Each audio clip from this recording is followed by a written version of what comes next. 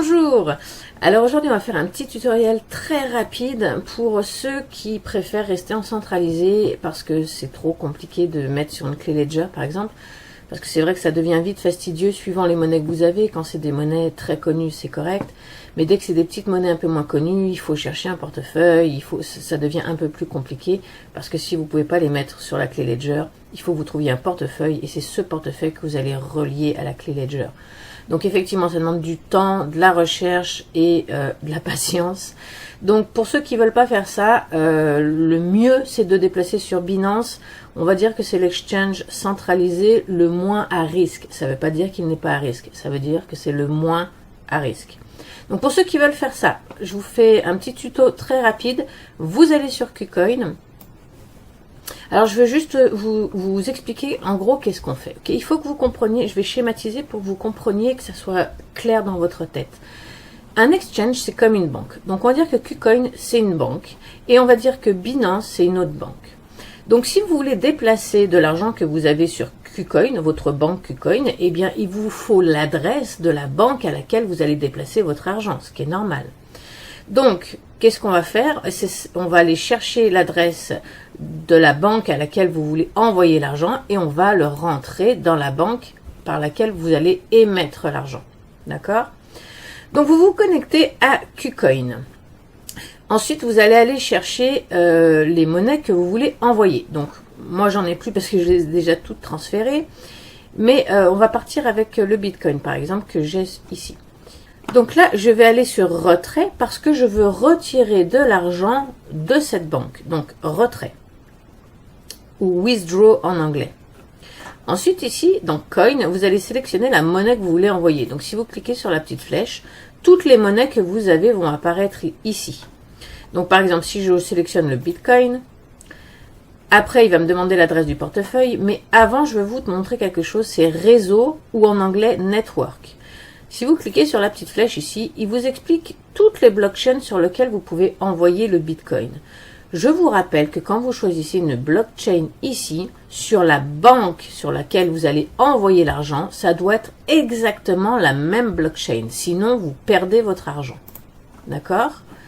Donc là, le Bitcoin, je peux l'envoyer sur la blockchain Bitcoin, je peux l'envoyer sur la blockchain Tron, je peux l'envoyer sur la blockchain Arbitrum, etc. Donc maintenant que vous avez vu toutes les blockchains qui sont disponibles, on va aller sur la banque à qui vous allez envoyer l'argent et on va voir quelle blockchain elle accepte.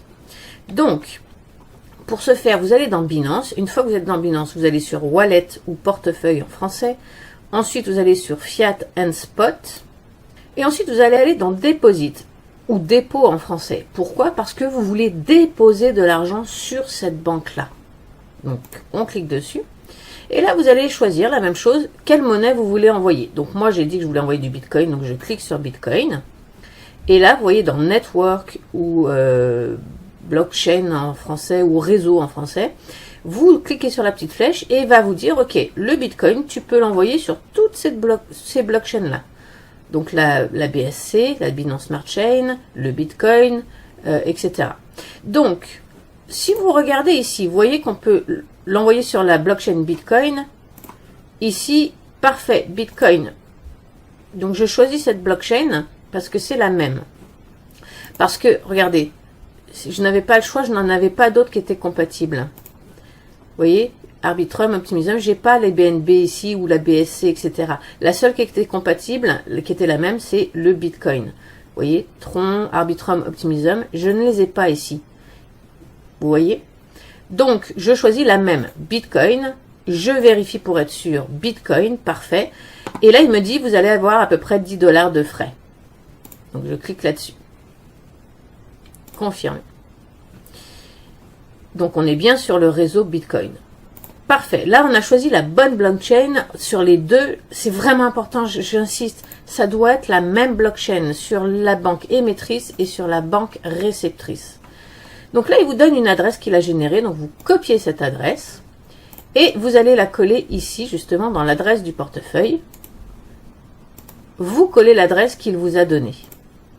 Voilà. Donc maintenant, il va vous demander combien vous voulez envoyer. Donc, vous cliquez ici sur tout. Moi, il me marque 0, c'est normal parce que rappelez-vous, il y avait, hop là, il y avait à peu près 10 $ de frais. Sauf que j'ai un total seulement, ça là, c'est l'équivalent de 7 $. Donc ce qu'il a fait, c'est qu'il a enlevé les frais, les 10 $, il les a enlevés à mes 7 $, donc forcément ça fait 0, c'est pour ça que ça ne s'applique pas. Mais le chiffre que vous avez ici, ça sera le montant frais déduit, d'accord? Donc vous cliquez bien sur tout, ça va remplir ça automatiquement. Et ensuite, eh bien, vous n'aurez plus qu'à cliquer sur effectuer un retrait et ça, vous suivez ce qu'il y a à l'écran. Donc il va vous demander de mettre votre code Google Authenticator et votre code pour valider la transaction, votre mot de passe pour valider la transaction et ensuite votre code de Google Authenticator si vous avez mis la double sécurité. Et ensuite, eh ben voilà, c'est tout. Vous allez pouvoir envoyer ça sur Binance sans problème. Maintenant, comment on fait si, comme moi, vous voyez, eh bien, vous n'avez pas assez d'argent parce que vous avez des montants minimums, hein. Par exemple, le Bitcoin, il peut très bien vous dire, bah, le montant minimum, c'est 50 $ à envoyer, par exemple. Donc, comment vous faites comme moi quand vous n'avez vous n'avez pas assez d'argent? Eh bien, soit vous le vendez dans une autre monnaie, et puis, par exemple, dans des USDT, puis vous vendez toutes les monnaies que vous ne pouvez pas envoyer, et ensuite, vous envoyez les USDT. Soit vous le laissez, moi j'ai décidé de laisser mes 7 $ de Bitcoin sur KuCoin parce que bah, peut-être qu'ils vont pas faire faillite, peut-être que c'est juste une rumeur qui n'est pas fondée, peut-être que tout va bien aller et dans ces cas-là, bah, quand le Bitcoin va remonter, je pourrais me les transférer puisque le montant, mes 7 $ vont devenir 30 ou 40 ou 50 $ et à ce moment-là, je pourrais faire un virement. Ok ? Donc je vous remontre avec un autre exemple. Imaginons que vous vouliez envoyer des USDT par exemple. Vous cliquez sur USDT dans la banque par laquelle vous allez envoyer l'argent. Ensuite, vous allez dans la banque sur laquelle vous voulez recevoir l'argent. Vous choisissez USDT et dans Network, vous choisissez la blockchain que vous voulez. Donc, là, on a la BSC, BNB, Ethereum, Polygon, Solana, Tron, etc. Donc là, je vais voir ici sur la banque par laquelle vous allez envoyer l'argent, quels réseaux sont disponibles. Vous avez Ethereum, alors là je vous le déconseille parce que vous voyez les frais sont bien trop élevés. Tron c'est le meilleur parce que c'est le moins cher. Ah non, okay. Ah oui si, c'est ça, excusez-moi. Tron 0,99 centimes à peu près, ça on n'en veut pas. Algo il n'est pas disponible, iOS non plus, Arbitrum et tout ça c'est trop cher. Donc le mieux c'est Tron. Et effectivement vous voyez ici, il vous propose bien Tron. Donc vous vérifiez bien que ça soit la même chose, hein. Tron, TRC20. Et si vous cliquez ici, hop là, Tron, TRC20, c'est bon. Parfait. Vous cliquez dessus, confirmer. Alors, oui, forcément, j'ai pas de monnaie, donc ça risque pas de marcher. Mais vous comprenez le principe. Ensuite, une fois que vous avez vérifié que c'est bien la même blockchain, vous copiez l'adresse. Vous allez la coller dans l'adresse du portefeuille ici. Vous vérifiez bien l'adresse à chaque fois, hein. C'est bon, c'est la même adresse, parfait. Et ensuite, c'est toujours la même chose. Vous cliquez sur tous. Alors moi, par exemple, c'est possible que vous ayez que sur le compte principal ou que vous en ayez sur le compte trading. Si vous en avez sur le compte trading, vous le choisissez aussi. Vous voyez, ça va se mettre à jour automatiquement votre solde. Donc, vous cliquez sur tous et ensuite effectuer un retrait. Et c'est aussi simple que ça. Ça va aller très vite. D'accord? Et l'avantage de KuCoin, c'est qu'il n'y a pas de latence, c'est-à-dire que quand vous mettez votre adresse, vous pouvez faire votre virement tout de suite, alors que sur crypto.com par exemple, eh bien vous avez 24 heures de délai. Donc il faut enregistrer de la même manière vos crypto-monnaies, enfin les adresses, excusez-moi, l'adresse de la banque de Binance sur crypto.com, vous les enregistrez à l'avance, vous attendez 24 heures et ensuite vous pourrez faire votre virement. D'accord ?